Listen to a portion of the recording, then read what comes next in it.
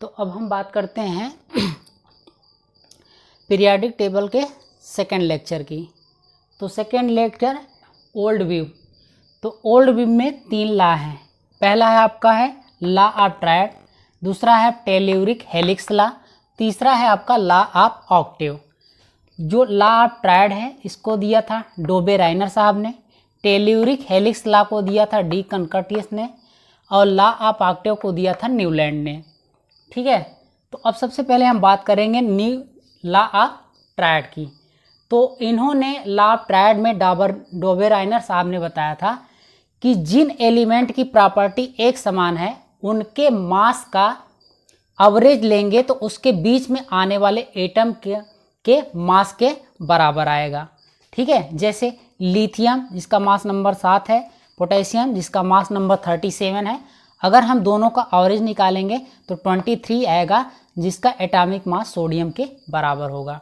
ठीक उसी तरह से हम एक और ट्रायड लेंगे जैसे क्लोरीन, ब्रोमीन, आयोडीन, इनकी प्रॉपर्टी सेम है, तो जब इनके मास का एवरेज निकालेंगे तो वो ब्रोमीन यानी कि बीच वाले एलिमेंट के बराबर आएगा। जैसे क्लोरीन का मास है एटॉमिक 35.5 प्लस 127, एवरेज निकालेंगे तो इसका आएगा 81। ठीक है, अब बात करते हैं तो इनका ये ट्रायड ला सारी जगह पे फॉलो नहीं हुआ, तो कुछ इसके एक्सेप्शन है, मतलब नॉट फॉलो 8th ग्रुप और डी एंड एफ ब्लॉक के एलिमेंट। तो मतलब कि 8th ग्रुप के एलिमेंट, डी और एफ ब्लॉक के एलिमेंट इनके ला को फॉलो नहीं करते हैं। अब बात करते हैं टेल्यूरिक हेलिक्स ला, डी कनकर्टिस ने दिया था। तो इन्होंने बताया था, इन्होंने एक सिलेंडर लिया था जो कि हेलिकल स्ट्रक्चर था, इन्होंने एटॉमिक मास के इंक्रीजिंग नंबर में रखा हुआ था। तो बस इनके बारे में इतना ही पूछा गया है। ठीक है, तो और एग्जाम में इससे ज़्यादा कुछ पूछा नहीं गया है, तो हम इतनी ही बात करेंगे। अब बात करते हैं ला ऑफ ऑक्टेव जिसको दिया था न्यूलैंड ने। तो इन्होंने बताया था, न्यूलैंड साहब ने बताया था कि जो भी एलिमेंट हैं, ठीक है, जो भी एलिमेंट हैं फर्स्ट एलिमेंट के बाद 8वां एलिमेंट सेम प्रॉपर्टी का होगा। मतलब फर्स्ट के बाद 8वां जो एलिमेंट आएगा अपने पहले वाले एलिमेंट के प्रॉपर्टी को रिपीट करेगा। ठीक है, तो इन्होंने बताया ही arrangement element in increasing order of atomic mass and told property of 8th element is same as first element like Hindi music. तो ला ऑफ ऑक्टेव के बारे में आगे बात करते हैं। तो ही awarded Davy medal by Royal Society of London. तो न्यूलैंड को एक अवार्ड दिया गया था रॉयल सोसाइटी ऑफ लंदन के द्वारा, जिसे बोलते हैं डेवी मॉडल। ये एनसीईआरटी की लाइन है। ठीक है, तो आप एग्जाम के पॉइंट ऑफ व्यू से अच्छा है, इसको आप ध्यान रखिएगा। आगे की बात करते हैं, it is a valid lighter element, यानी कि कैल्शियम 40 तक। ठीक, अब एक क्वेश्चन की बात करते हैं, which pair not follow La of Octave. 4 option है आपका, लिथियम 7, सोडियम 23। तो ये दोनों एलिमेंट जो हैं वो कैल्शियम से लाइटर हैं, तो ये दोनों फॉलो करेंगे। अब बात करें दूसरे ऑप्शन की, तो मैग्नीशियम 24, कैल्शियम 40, तो ये भी कैल्शियम 40 ये तो बराबर है, और मैग्नीशियम उससे भी कम है, तो ये भी फॉलो करेगा। अब इसकी बात करें तो कार्बन 12 और सिलिकॉन 30, ये दोनों 40 के अंदर हैं, तो ये भी फॉलो करेंगे। अब बात करें चौथे ऑप्शन की, तो ये क्लोरीन है 35.5, ब्रोमीन है 80, तो इसमें ये पेयर नहीं करेगा। क्लोरीन तो करेगा लेकिन ब्रोमीन नहीं करेगा, तो इसलिए आपका ऑप्शन क्या हो जाएगा, चौथा। अब बात करते हैं पीरियाडिसिटी ला, आवर्त नियम। तो इसमें मेनली 2 साइंटिस्ट थे, एक मेंडलीव और एक लोथर मेयर। मेंडलीव ने केमिकल प्रॉपर्टी के आधार पर टेबल बनाया, और उस समय 63 एलिमेंट मालूम थे या नोन थे, और इनर्ट गैस के बारे में कोई जानकारी प्राप्त नहीं थी उस टाइम, मेंडलीव के टाइम। और मेंडलीव के ओल्ड पीरियाडिक टेबल के अनुसार उन्होंने 7 हॉरिजॉन्टल कॉलम बनाए जिसको पीरियड बोलते हैं, और 8 वर्टिकल कॉलम बनाए जिसे ग्रुप बोलते हैं। ठीक है, तो एक बार फिर से बात करते हैं। मेंडलीव की जो आवर्त सारणी थी वो केमिकल प्रॉपर्टी के आधार पे थी, और केमिकल प्रॉपर्टी के आधार पे इन्होंने टेबल का निर्माण किया था। उस समय 63 एलिमेंट नोन थे या मालूम थे, और इनर्ट गैस के बारे में बिल्कुल भी जानकारी नहीं थी। और उन्होंने अपने पीरियाडिक टेबल में 7 हॉरिजॉन्टल कॉलम जिसको पीरियड बोलते हैं, 8 वर्टिकल कॉलम जिसको ग्रुप बोलते हैं, इसके बारे में बताया। अब बात करते हैं लोथर मेयर। इन्होंने एलिमेंट के फिजिकल प्रॉपर्टी के आधार पे बताया, और ग्रुप में इन्होंने एलिमेंट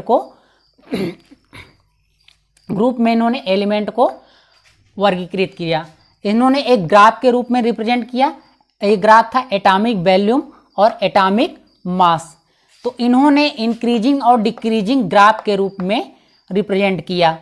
तो इसमें जो देख रहे हैं जो एक समान है वो सेम प्रॉपर्टी को मैच करते हैं। जैसे ये हम बात करें सॉलिड या डॉट की, तो इस पे जितने भी एलिमेंट होंगे ये सेम ग्रुप के होंगे, मतलब इनकी सेम प्रॉपर्टी होगी।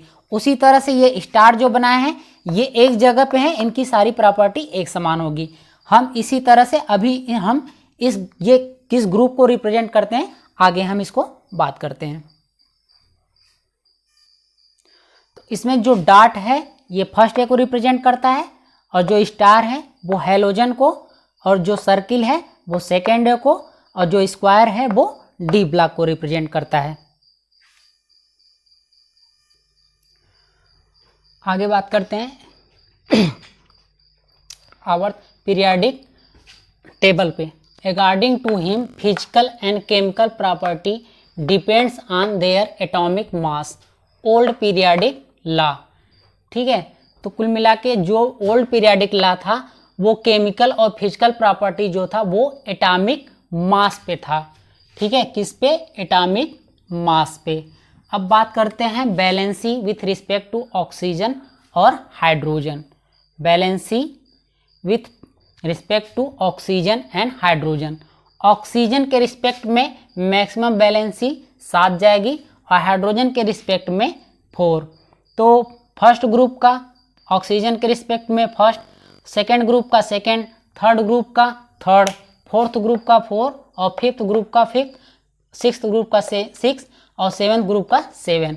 अब हाइड्रोजन के रिस्पेक्ट में बात करें तो फर्स्ट का फर्स्ट, सेकेंड का सेकेंड, थर्ड का थर्ड, फोर्थ का 4, और उसके बाद फिफ्थ का 3, और सिक्स्थ का 2, और सेवेंथ का 1। अब हम एग्जाम्पल की बात करें, जैसे हमने मेटल लिया उस पर +5 चार्ज है, ठीक है, और ऑक्सीजन लिया उस पर -2 चार्ज है।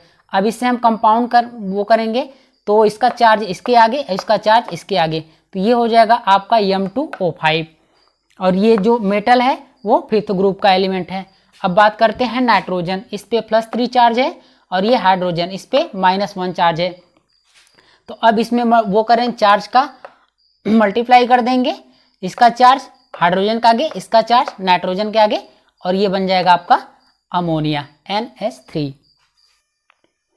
अब हम बात करते हैं एडवांटेज की। तो आवर्त सारणी बनाने के क्या लाभ हुए हैं? तो पहला हुआ correction in valency. Correction in valency. Beryllium इसको पहले सब लोग मतलब कि इसको अरेंजमेंट करने के पहले लोग इसको ट्राईवैलेंट समझते थे। बाद में मेंडलीफ ने बरेलियम को सेकेंड ग्रुप में रखा, तब इसका बैलेंसी 2 हो गया।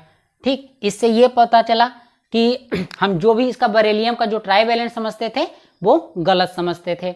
अब बात करते हैं दूसरा, डिस्कवर ऑफ न्यू एलिमेंट। अब रैंडम एलिमेंट मालूम थे, उसके बीच में कुछ एलिमेंट गैप थे, तो जब हम उनको रखने लगे तो उसके आगे पीछे कुछ गैप मिले, तो इससे हमें ये पता चला कि इसके पहले या इसके बाद में कोई ना कोई एलिमेंट होगा। तो इसके आधार पे जिसके आसपास ये स्पेस छूटा उसी के सामने ई का शब्द लगा के उस एलिमेंट का नाम रख दिया गया। जैसे एल्यूमिनियम के पास जो एलिमेंट का गैप मिला उसको एका एल्यूमिनियम, ठीक है, सिलिकॉन के पास जो था उसको इका सिलिकॉन, और बोरान के जो पास था उसको इका बोरान, और मैग्नीज के पास जो था उसको इका मैग्नीज। बाद में डिस्कवरी हुई तो एका एल्यूमिनियम वो जो एलिमेंट था उसका नाम गैलियम पड़ा। और इका सिलिकॉन बाद में डिस्कवरी की गई जर्मेनियम का। और इका बोरान जो था वो स्कैंडियम का, वो स्कैंडियम उसका नाम पड़ा बाद में जो एलिमेंट डिस्कवर किया गया। अब बात करते हैं इका मैग्नीज, तो इसकी जगह जो स्पेस छूटा था वो टेक्नीथियम था, जो कि फर्स्ट मैन मेड एलिमेंट था, यानी कि लैब में बनाया गया था।